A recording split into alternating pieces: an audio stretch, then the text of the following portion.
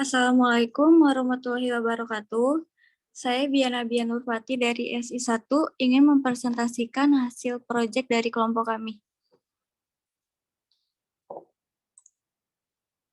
Anggota kami beranggotakan 3 orang. Yang pertama saya sendiri, yang kedua Fatimatul Azhara, dan yang terakhir ada Muhammad Nabil. Selanjutnya akan dipresentasikan oleh teman saya.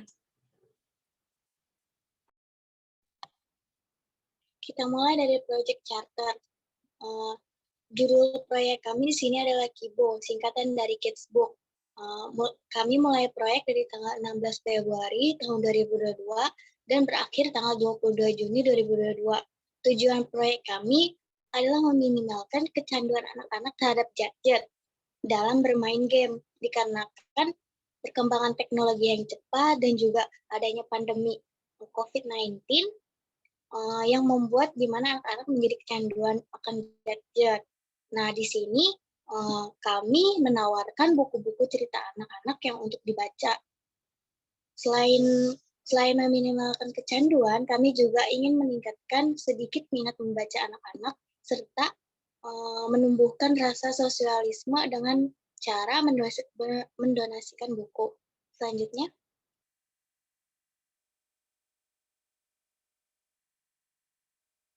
Di sini ada project scope, ruang lingkup proyek, yaitu adanya perubahan waktu atau biaya yang sebelumnya disepakati, lalu aplikasi hanya untuk anak-anak berusia 2-12 tahun, lalu kami juga hanya berbasis mode apps. Kami juga hanya tersedia di Jabodetabek. Deliverable-nya itu kami menyiapkan dokumen project charter dan hasil analisa kebutuhan bisnis, lalu laporan anggaran, dan deskripsi akhir proyek. Lalu yang terakhir itu kami juga menampilkan produk akhir proyek, yaitu aplikasi KIBO atau Kids Book. Risikonya itu terjadinya hambatan akibat konflik antar anggota proyek. Lalu ada juga terjadinya miskomunikasi antara anggota tim ataupun bertanggung jawab dan seharusnya sudah ditetapkan. Lalu ada asumsi dan ketergantungan. Tim itu kami harus menyelesaikan proyek sebelum tanggal 22 Juni. Lalu anggaran kami juga maksimal hanya 3 juta yang agar tidak terjadi over budget. Selanjutnya, di sini ada milestone. Kami menjalankan proyek itu dari tanggal 23 Februari, lalu perencanaannya kami mulai tanggal 3 Maret, lalu menjalankan proyeknya itu tanggal 20 April, lalu mengontrol atau mengawasi berjalannya proyek tanggal 20 Mei. Nah, menutup proyeknya itu kami tanggal 22 Juni 2022. Selanjutnya, sini ada project tim proyek. Saya sendiri Fatimatul Azhara sebagai manajer proyek, lalu ada Bian Adia sebagai business unit head, lalu ada Muhammad Nabil sebagai finance manager atau manajer keuangan. Stakeholder-nya di sini user, lalu dosen pembimbing yaitu Bapak Hendra Aditya Wijaya Eskom, lalu tim manajemen proyek. Selanjutnya,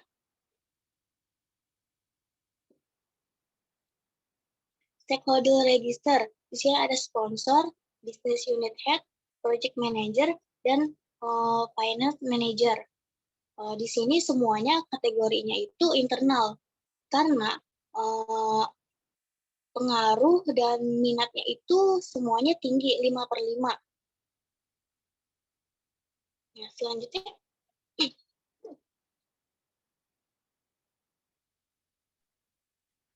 Selanjutnya ada requirement documents.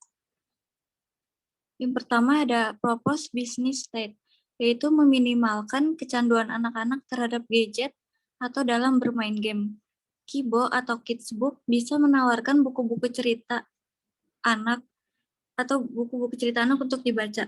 Yang kedua, ada business requirement, membutuhkan adanya aplikasi mobile untuk mendukung saran membaca dan donasi buku khusus anak-anak secara online. Selanjutnya ada fungsional dan non-fungsional. Fungsional yang pertama ada user dapat mengunduh buku untuk dibaca offline dalam waktu 7 hari. Yang kedua, user dapat mendonasikan buku dengan mengisi form yang disediakan. Yang ketiga, ada user dapat mengatur secara bebas perpustakaan mereka. Selanjutnya ada non-fungsional. Yang pertama ada user friendly. Yang kedua, keamanan yang baik. Dan yang terakhir ada terdapat validasi yang berguna untuk mengurangi kesalahan data. Lalu ada business value dan user requirement. Business value ada dua, yaitu intangible dan tangible. Intangible adalah yang pertama kepuasan orang tua pengguna. Yang kedua ada organisasi bisa mendapatkan citra baik. Dan untuk tangible, adanya sistem e-library, anak-anak sudah bisa menarik banyak perhatian konsumen. Yang kedua, bantuan dana untuk pengembangan aplikasi. Untuk user requirement, yang pertama, pengguna diharuskan login untuk bisa mengakses aplikasi. Yang kedua, pengguna harus online untuk bisa mengakses aplikasi seperti melakukan pencarian, mengunduh buku, atau ingin mendonasikan buku. Bisa membaca offline jika buku telah terunduh. Selanjutnya ada requirement traceability matrix. Kategorinya ada mandatory, should have, dan nice to have. Mandatory adalah requirement-nya kemampuan anak-anak untuk membaca sebuah buku. Prioritinya high, bisnis objektifnya meningkatkan kualitas baca anak-anak, deliverable-nya tempat berdonasi buku, dan verification-nya pencapaian tujuan bisnis. Untuk yang kedua, should have. Requirement-nya kemampuan pelanggan untuk membaca di kids book. Priority-nya medium, bisnis objektifnya menjadi panduan anak, deliverable-nya penyimpanan buku, dan verification-nya pencapaian tujuan bisnis dalam waktu 1 tahun. Dan yang terakhir, ada nice to have, requirement-nya kemampuan pelanggan dalam melakukan donasi buku, priority-nya low, bisnis objektifnya mendukung budaya membaca, deliverable-nya kehidupan membaca, dan verification-nya pencapaian tujuan bisnis dalam waktu 1 tahun. Project Scope Management. Ada Project Scope Description, yaitu perubahan waktu aplikasi hanya yang dikhususkan anak berusia 2-12 tahun, hanya berbasis mobile apps dan untuk Jabodetabek. Lalu ada bisnis objektif. Proyek yang menghasilkan aplikasi sebagai sarana donasi dan membaca buku khusus anak-anak berusia 2-12 tahun dengan menawarkan buku-buku cerita anak untuk dibaca. Ada acceptance kriteria, yaitu menyediakan fitur baca offline dan menyediakan fitur donasi buku bagi pengguna yang ingin mendonasikan buku. Yang terakhir ada project deliverable. Yang pertama ada dokumen project charter sebagai bukti format antara project manager dan stakeholder proyek. Yang kedua, pertemuan video conference di 2 minggu terakhir sebelum project final. Lalu ada stakeholder register, yaitu ada sponsor, project manager, business unit head, dan finance manager. Lalu ada project constraints. Yang pertama, terjadinya hambatan pengerjaan akibat konflik antar anggota tim proyek. Yang kedua, terjadinya miskomunikasi antar anggota tim atau stakeholder. Yang ketiga, bertambahnya waktu pengerjaan dari jadwal yang sudah ditetapkan. Dan yang terakhir, terjadinya over budget. Lalu ada project assumption, dana dan waktu yang terbatas. Dan ada project exclusion. Yang pertama, pekerjaan terbatas pada hari Senin sampai dengan Jumat.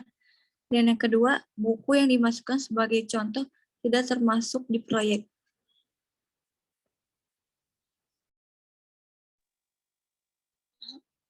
Ada WBS Dictionary.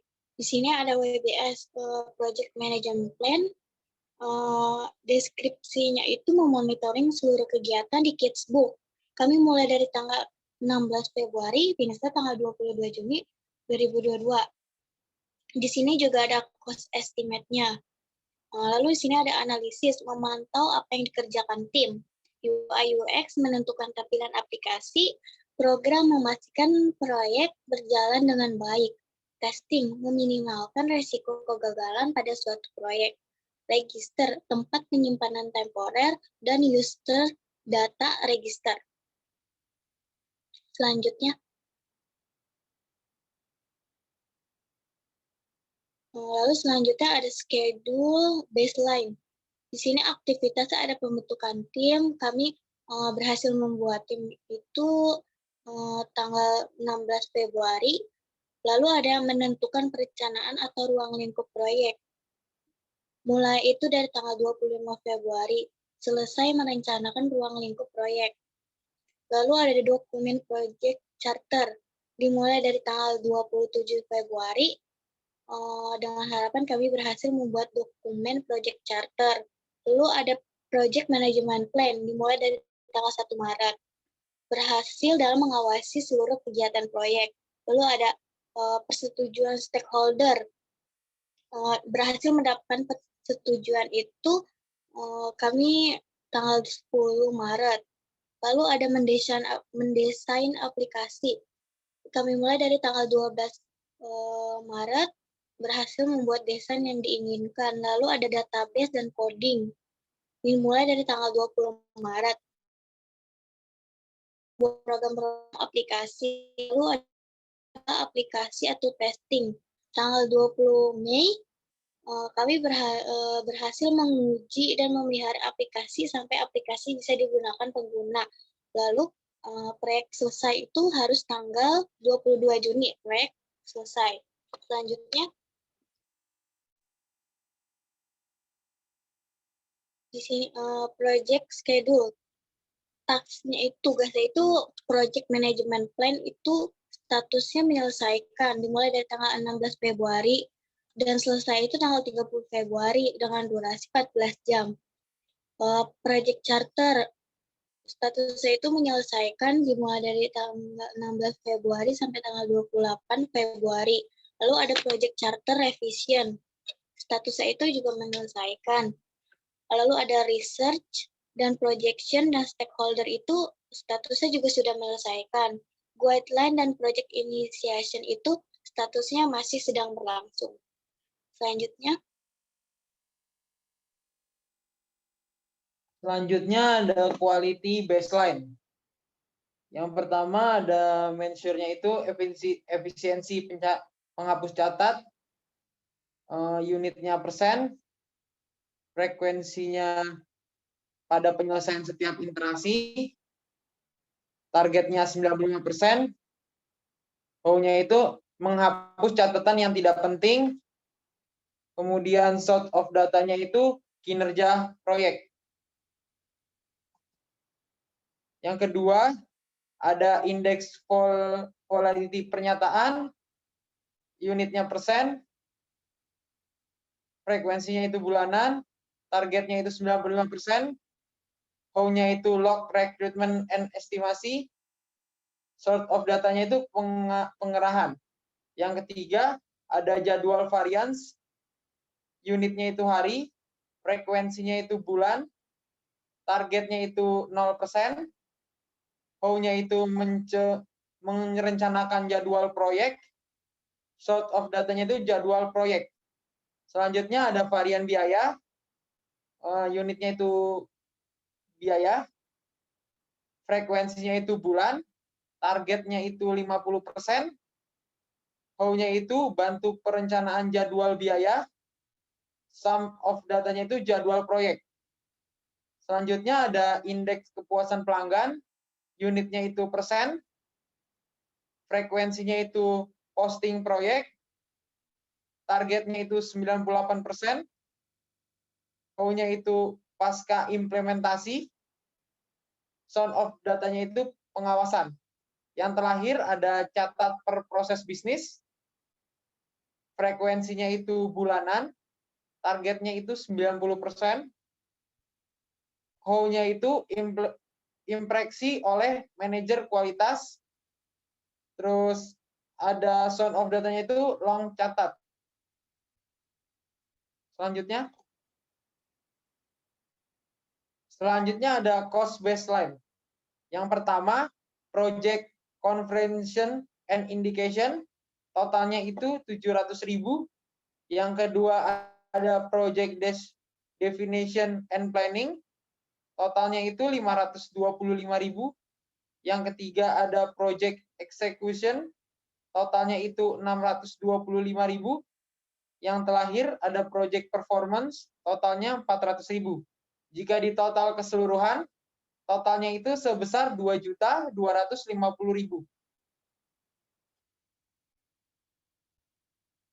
Selanjutnya ada produk backlog. Yang pertama ada administration, untuk melihat daftar semua anggota dan pengunjung. Terus kemudian dapat memantau kunjungan, prioritinya itu high, sprintnya itu 1, statusnya itu down. Yang kedua, administration. Untuk administration dashboard, untuk mengelola sistem secara menganalisis laporan dan statistik lengkap, prioritinya itu high, sprintnya itu 2, statusnya itu down. Yang ketiga ada administration, menu registrasi, dapat mendaftarkan pengguna baru, prioritinya itu high, sprintnya itu 1, statusnya down. Yang selanjutnya ada member, untuk masuk ke akun atau login. Kemudian saya dapat mengakses semua fitur yang disediakan, prioritinya itu high, sprintnya itu 1, statusnya down. Selanjutnya ada member, untuk donasi buku. Saya bisa mengajukan untuk mendonasikan buku, prioritinya itu low, sprintnya itu 1, statusnya down. Kemudian ada visitor, untuk membuat akun dan login. Saya bisa mendapatkan anggota baru, prioritinya itu high, sprintnya itu 2, statusnya to be start. Kemudian ada visitor, menyarankan perbaikan, so-that-nya itu sama, untuk menyarankan perbaikan, prioritinya itu low, sprintnya itu 1, statusnya to be start. Selanjutnya ada communication management plan. Yang pertama ada rapat rutin. Objective of communication itu pertemuan dengan tim pelaksanaan proyek. Mediumnya itu face to face. Frekuensinya itu untuk tim proyek. Audiensnya itu tim proyek. Ownernya itu project manager. Kemudian ada pembuatan website. Untuk membuat website sesuai dengan rekrutmen yang telah disetujui. Mediumnya itu pertemuan secara face to face, frekuensinya itu sesuai dengan rentan waktu, audiensnya itu pihak stakeholder, ownernya itu project manager. Kemudian ada perubahan permintaan akibat error, memperbaiki sistem yang error, mediumnya itu mengamati secara langsung, frekuensinya sering, audiensnya itu tim proyek, ownernya itu project manager. Kemudian yang terakhir ada training, untuk melatih anggota tim agar memiliki keahlian yang baik. Mediumnya itu face to face, presentasi, frekuensinya itu hanya sekali, audiensnya untuk tim proyek, ownernya itu project manager.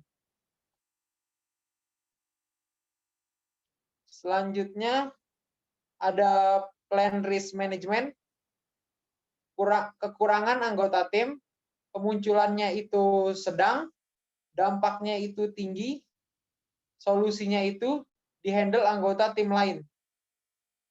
Kemudian ada laporan yang tidak lengkap, kemunculannya itu sering, dampaknya itu tinggi, solusinya melengkapi laporan agar tidak membuat bingung anggota lain.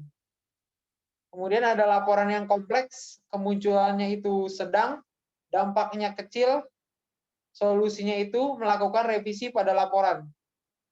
Yang terakhir ada sistem yang belum terintegrasi, kemunculannya itu sedang, dampaknya itu sedang juga, solusinya itu melakukan pengecekan ulang.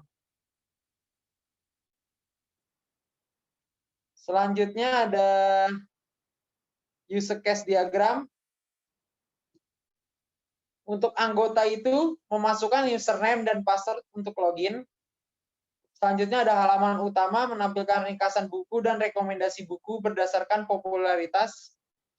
Selanjutnya melakukan pencarian buku, perpustakaan, membaca saat ini, daftar membaca, dan bacaan offline.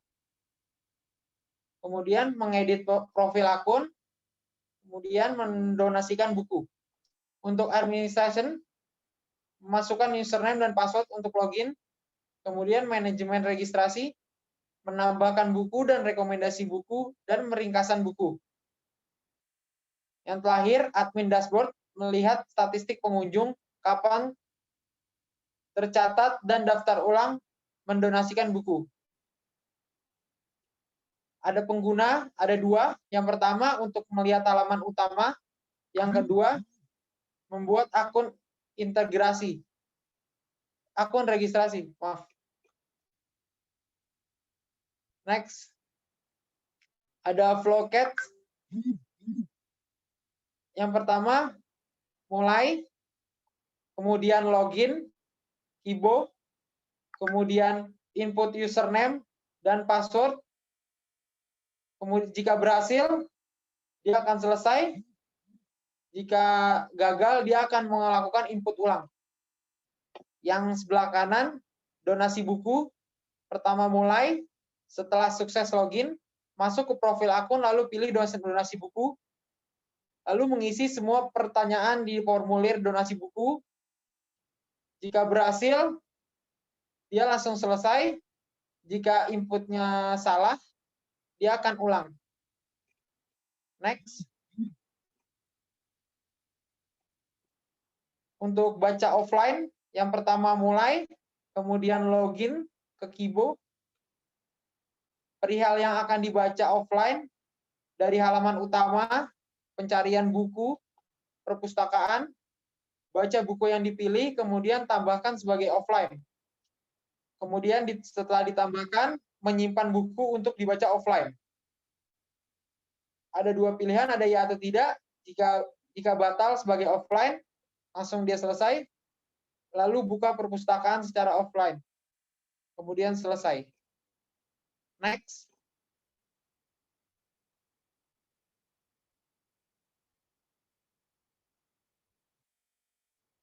Kemudian ada user story. Yang pertama, sebagai admin, saya ingin melacak pembaca bersama informasi kontak sehingga saya dapat menghasilkan laporan yang relevan. Teksnya itu untuk admin dan user. Yang kedua, sebagai admin, saya ingin mengakses grafik pada pembaca untuk admin teksnya. Yang ketiga, sebagai user, saya dapat menandai buku yang telah dibaca untuk user. Yang keempat, sebagai user, saya ingin mengirim pesan ke admin agar dapat mendapatkan respon yang cepat. Teksnya itu untuk admin dan user. Kemudian yang kelima, sebagai admin, saya ingin memberikan tawaran kepada user. Buku apa yang cocok untuk dibaca oleh user. Teksnya itu untuk admin.